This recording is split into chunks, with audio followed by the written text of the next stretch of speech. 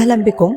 أنا يمنى وده بودكاست طمأنينة، مساحة أمان وسط كل القلق. إيه هي السعادة؟ إحنا بنتكلم عنها كأنها حاجة واضحة، بس الحقيقة إن السعادة تجربة شخصية جدا. كل واحد فينا مش محتاج نفس الحاجة عشان يحس بالرضا. في علم النفس في فكرة بسيطة ولكنها عميقة، إن الإنسان لما يفهم هو عايز إيه من الدنيا ويبقى عارف أولوياته بيهدى. السعادة مش مرتبطة إني أوصل لهدف وأقول خلاص أنا كده سعيد، لأن في ناس وصلت ومرتاحتش. في ناس ماديا فقيرة ولكن عندها سلام داخلي يخليها راضية وسعيدة. وفي ناس معاها فلوس كتير ومناصب وإنجازات بس دايما حاسين بالنقص. وده لأن السعادة مش في اللي معاك، لكن في نظرتك للي معاك.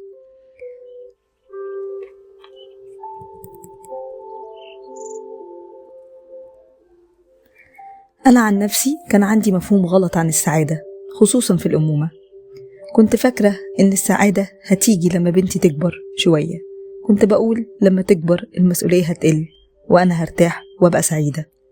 بس الحقيقة ده ما حصلش، لأني ربطت السعادة بالمسؤولية.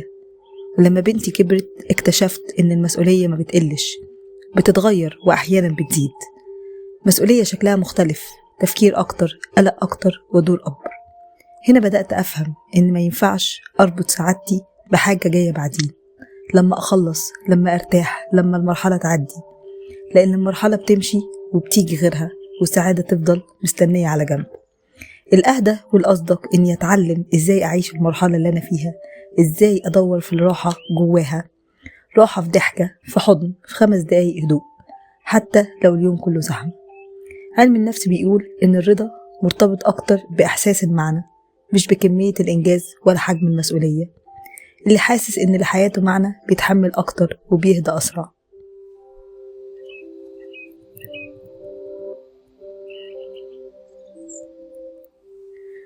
ربنا قال في كتابه العزيز: لئن شكرتم لأزيدنكم. ما قالش لو ملكتم أكتر، لكن قال لو شكرتم. الرضا مش إن الحياة تخف، الرضا إن القلب يقوى. سر السعادة إن الإنسان يبقى عارف هو عايز إيه، مش بيجري ورا شكل سعادة مش شبهه.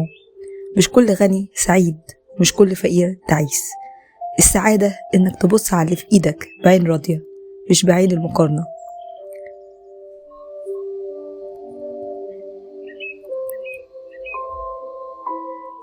اللهم ارزقنا قلوبا تعرف تعيش اللحظة وتلاقي السلام جوه المسؤولية مش بعدها.